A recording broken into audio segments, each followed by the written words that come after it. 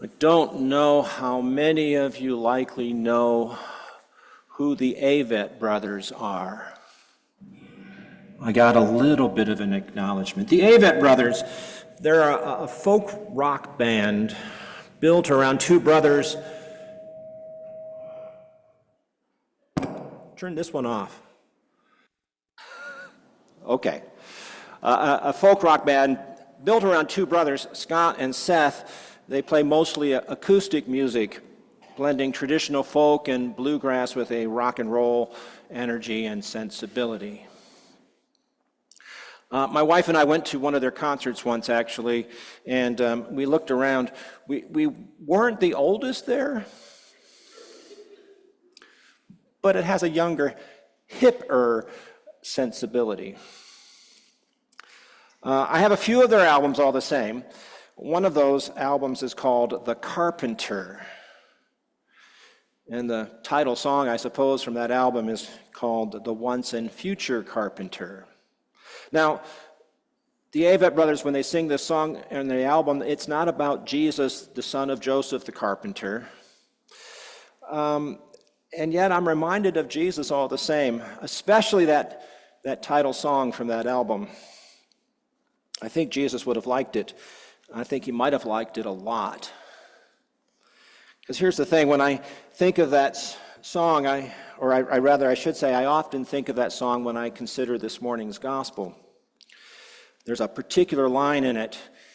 If I live the life I'm given, I won't be scared to die. I'd like to think Jesus would take comfort from the line.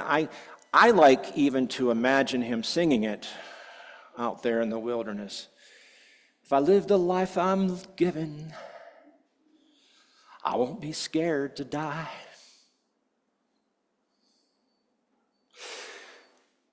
Every year on the first Sunday of Lent, we hear the story of Jesus' 40 days in the wilderness. And always, I emphasize, always those 40 days followed directly on the heels of Jesus' baptism and a voice announcing to him, "This is my Son, the beloved, in whom I am well pleased." Or in the case of Luke's gospel, the words addressed directly to Jesus himself, "You are my Son, the beloved. With you I am well pleased." So when Jesus heads out into the dry, dusty desert, he is, at least metaphorically, still dripping wet. And the words of that heavenly voice, I think, must have been echoing in his ears. Now that much is the same in essence, whichever year we read the story of Jesus' time in the wilderness, whichever gospel account we read in that particular year. And I think it's hard to overstate the significance of that sequence of events. Jesus' baptism followed immediately by 40 days in the wilderness. Matthew, Mark, and Luke, they all say the same, and we hear from each of them in a course of 3 recycling years.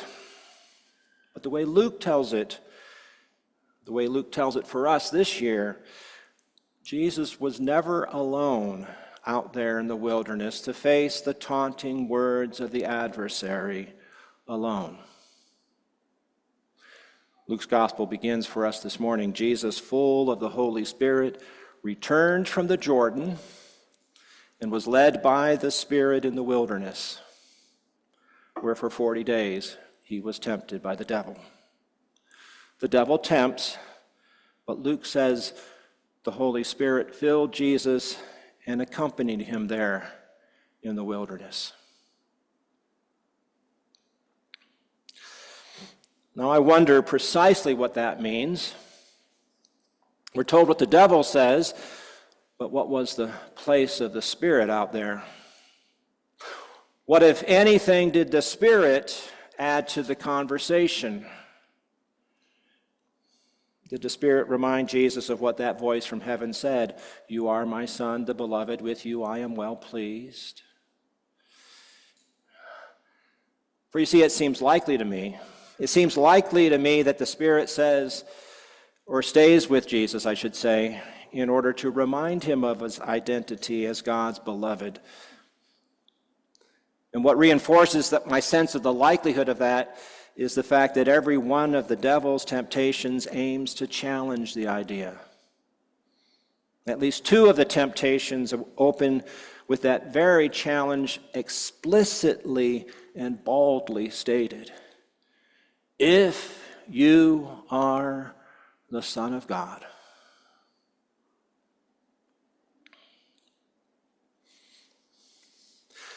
At the heart of all these temptations, I think, is a fundamental temptation for Jesus to exchange the life he'd been given for another kind of life.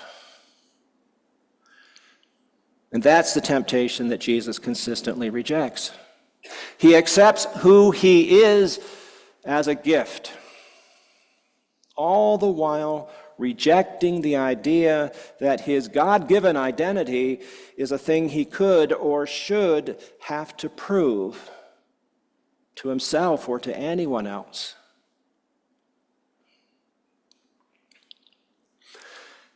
It will cost him in the end, dearly. For each decision to remain faithful to who he is and to the God who made him that way means he will be vulnerable. He will know hunger. He will know limitations. He will know suffering and ultimately death on a cross. For even there on the cross, you may recall there were voices taunting Jesus, telling him to save himself. People passing by saying, in words that sound so reminiscent of the devil's words in today's gospel, people passing by while Jesus is on the cross saying to him, if you are the Son of God, come down from the cross. A temptation, by the way, I remind you, he rejected then too. Rejecting the temptations is costly for Jesus from start to finish, but it comes with a reward. And that brings me back to that line of the song by the Avett Brothers, the one I think Jesus might have liked. If I live the life I'm given, I won't be scared to die.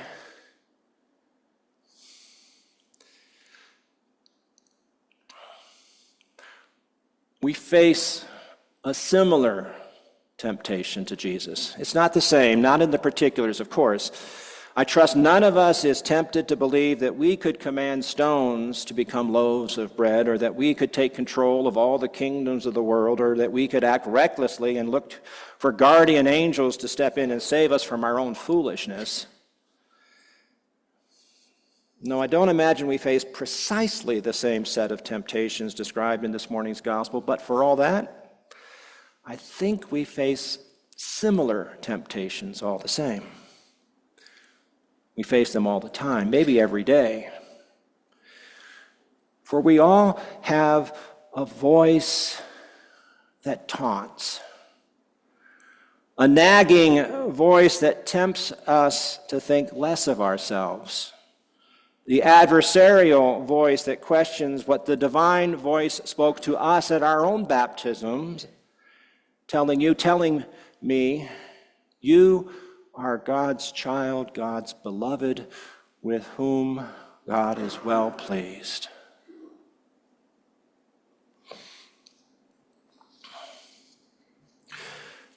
Parker Palmer puts it this way: though few of us get needled for thinking we are the chosen, the tone of the taunt should remind us of outward or inward voices in our lives. If you are so able, if you are a real woman or man, if you truly care, if you are such a good parent, the root temptation is almost irresistible. It is not the temptation to do a magic trick, which most of us know we cannot. It is the temptation to prove our identity, which many of us feel we must. That little word, if. That little word, if, is the start of every taunt for us, just as it was for Jesus, calling into question our essential bottom line identity as sons and daughters of God, God's beloved children in whom God is well pleased.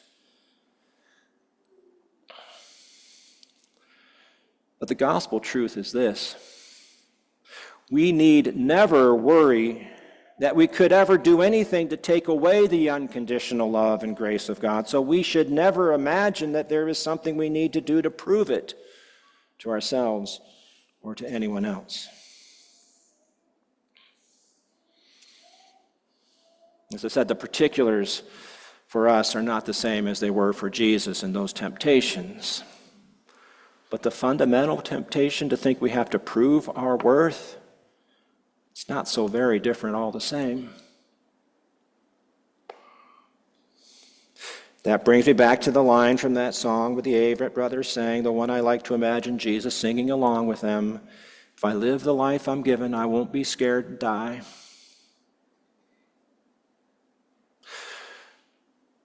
There is another line in that refrain, words sung just before the part I've been focusing on. Avett brothers sing, and when I lose my direction, I look up to the sky. That's the line that makes the song a prayer. And when I lose my direction, I look up to the sky. And I wonder if there's a hint of a Lenten discipline in that line. This Lent, take a moment to look up to the sky, or if you would, look deep within yourself.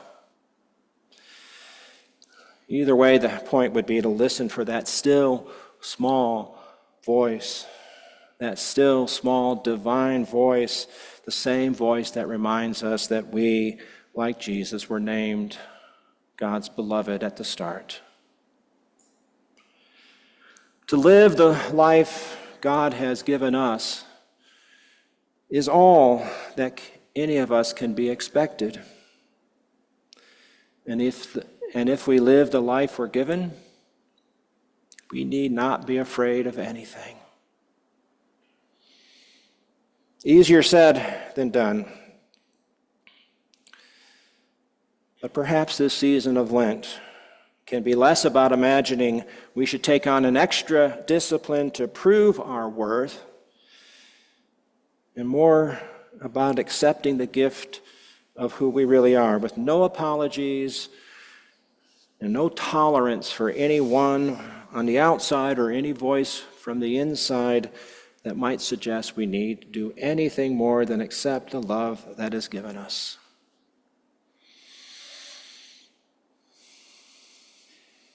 Or as the psalmist reminds us, be still and know that I am God.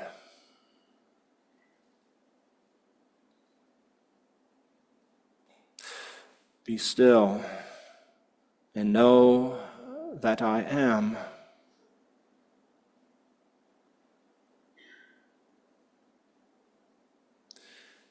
Be still and know.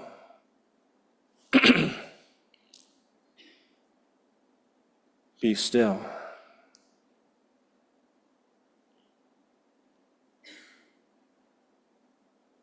Be.